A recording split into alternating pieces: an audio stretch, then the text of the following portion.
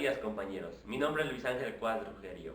A mi equipo y a mí nos tocó hablar del tema tierra, justicia y libertad. Comencemos.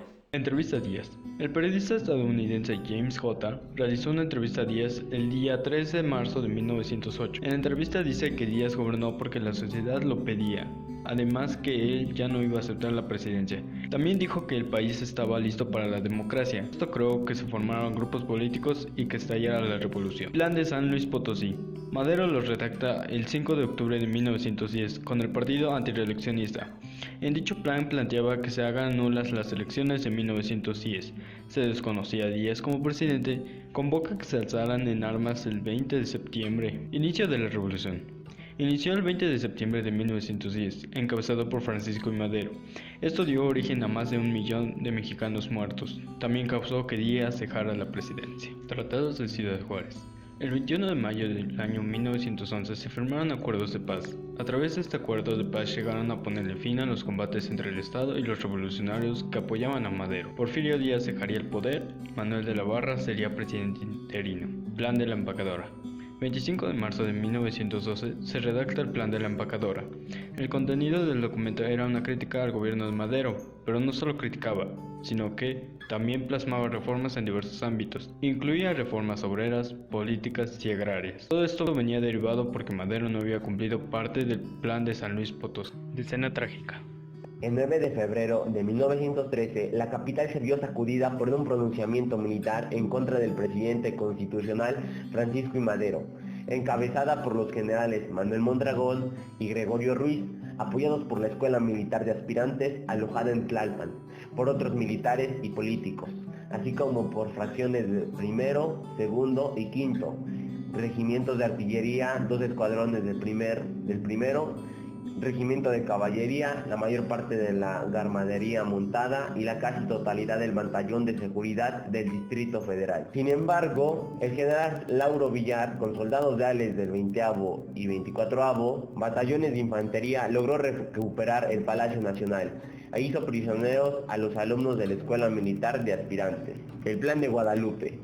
Venustiano Carranza fue la única autoridad electa que representó la continuidad del orden constitucional roto por golpe militar de Victoriano Huerta.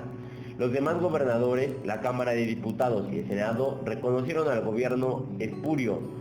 Carranza, con legitimidad, que le otorgó el mandato del Congreso de Coahuila, inició la lucha para derrotar al gobierno usurpador y expidió el Plan de Guadalupe el 26 de marzo de 1914. El Plan de Guadalupe desconocía a Victoriano Huerta como presidente de la República, desconocía también a los poderes legislativo y judicial y a los gobiernos estatales que reconocieron a Huerta.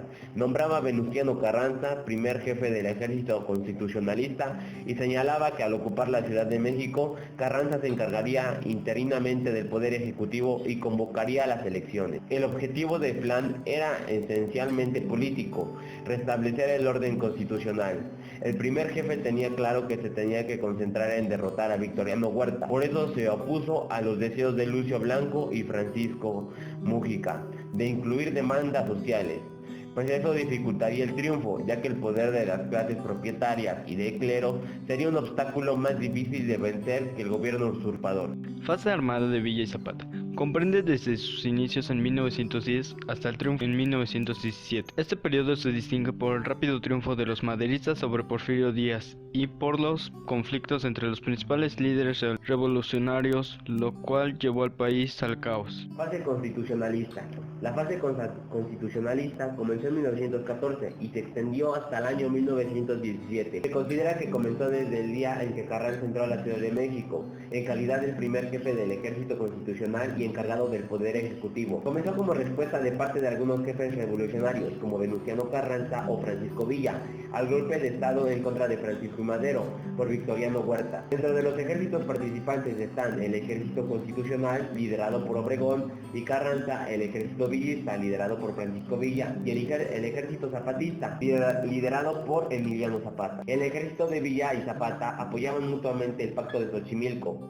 Tras 2 años de lucha, Villa fue derrotado en la batalla de Celaya. Al igual que Zapata, fueron derrotados por Carranza, afianzando su gobierno en Jalpan de Serra, Querétaro. La fase constitucionalista dio fin en la promulgación de la Constitución de 1917.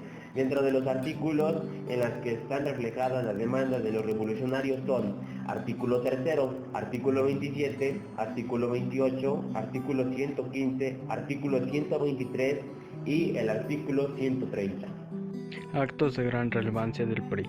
El 4 de marzo de 1929, Plutarco Elías Calles fundó el PRI. Durante que el PRI gobernó a México sucedieron actos de gran relevancia, que son los siguientes. En el gobierno de Abelardo Rodríguez se hizo el Palacio de Bellas Artes y se hizo el salario mínimo. En el gobierno de Lázaro Cárdenas se crea CFE y se hace la expropiación petrolera. En el gobierno de Manuel Cárdenas se crea el IMSS y CENTE y México se integra a la ONU. En el año 1934 muere Colosio y en el 2000 gana el PAN con Felipe Calderón. Estas son algunas de las más importantes fechas que el PRI tuvo cuando se gobernó.